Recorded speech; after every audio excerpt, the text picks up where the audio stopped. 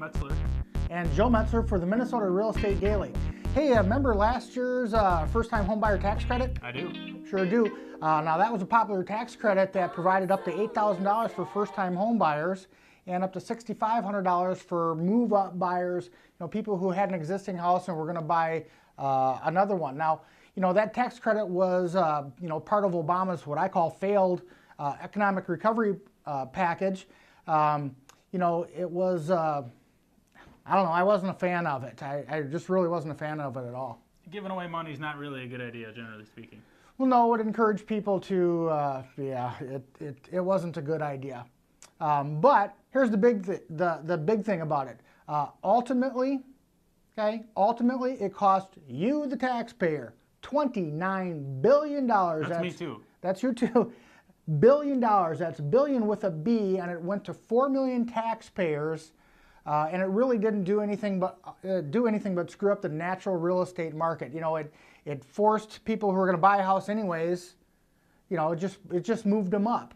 And when I sat at my loan officer desk, most of the people said, "Hey, I don't need it. I can buy a house anyways. But hey, if you're giving it to me, thanks." Right. And wow. a lot of people just paid off debt with it, which is obviously good, but it didn't really stimulate the economy in the way that they wanted. Kind of like cash for clunkers? Cash for clunkers. Did you try to buy a used car after that? Good luck, yeah. Yeah, crazy. All right, well, $29 billion to 4 million taxpayers. Okay, well, here's the big thing. Turns out the IRS paid an estimated $513 million in homebuyer tax credits to people who didn't qualify. Wait. How did you not qualify?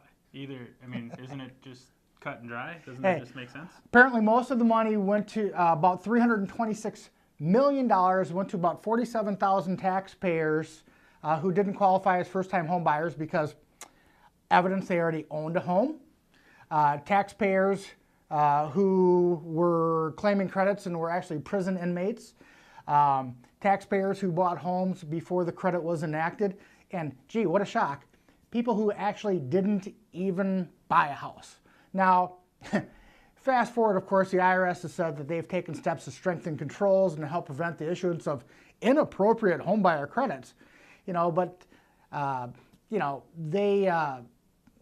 claim that a lot of these credits were issued early on before the IRS had an idea of how to, Well, at first they started doing it where you could just file normally and just say, yes, I bought a house.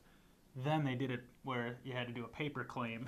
And so to get the tax credit, you had to mail in your tax returns kind of the old-fashioned way. It was nuts. It was nuts.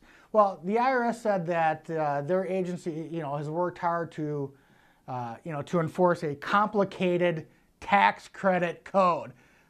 Complicated tax credit code. So, wait, you owned a house or you didn't? All right. Now, ultimately, the IRS has said that they audited nearly 448,000 returns and denied or blocked nearly 426,000 questionable claims. Now, that's pretty amazing, but here, look at this. We're going to show you a few of their findings.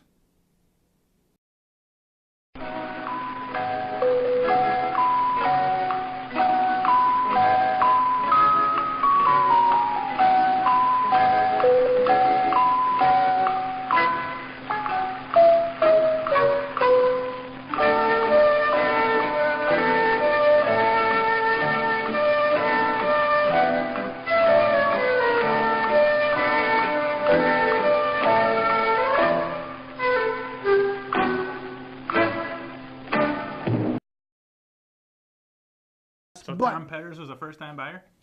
I know that guy. Hey, you know what? Thanks, IRS, for doing that. As a taxpayer, I appreciate that. But here's what I question. These are tax returns, okay? These are tax returns. You know who you gave the money to.